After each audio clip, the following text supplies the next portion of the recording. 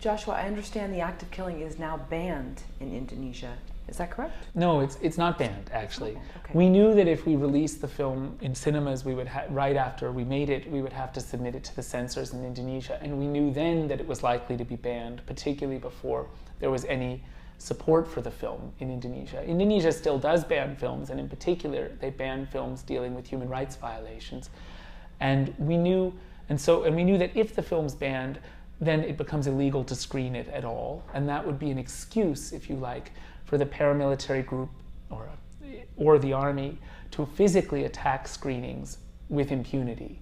So to avoid that situation so that the film could come out in Indonesia, all last autumn we held screenings at the National Human Rights Commission in Jakarta for Indonesia's leading news publishers, news editors, news producers, Indonesia's leading filmmakers, historians, writers, educators, human rights advocates, survivors groups. All of them really loved the film.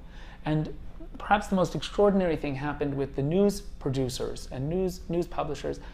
If you're the editor of Indonesia's largest news magazine, for example, you're part of the establishment, and you're in your late middle age, and you see in the act of killing men who are perpetrators, sort of the founding fathers of this regime.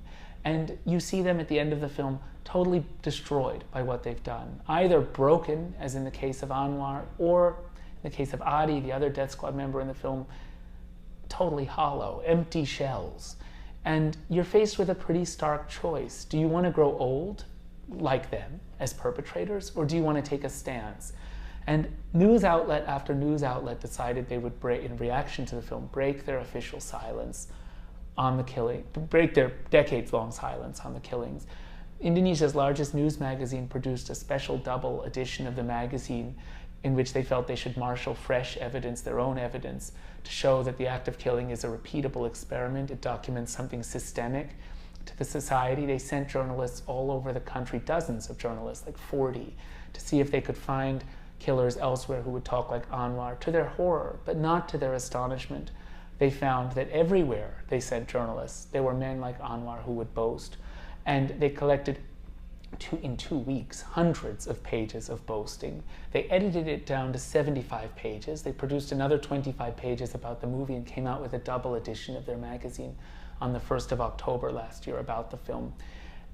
The other news outlets followed suit, and Indonesia, for the first time, has really started talking about what happened in '65. The film has come to Indonesia exactly like the child in The Emperor's New Clothes, pointing at the king, saying the king's naked.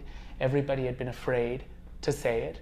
Now it's been said so openly by the perpetrators themselves that everyone else can start talking about it without fear.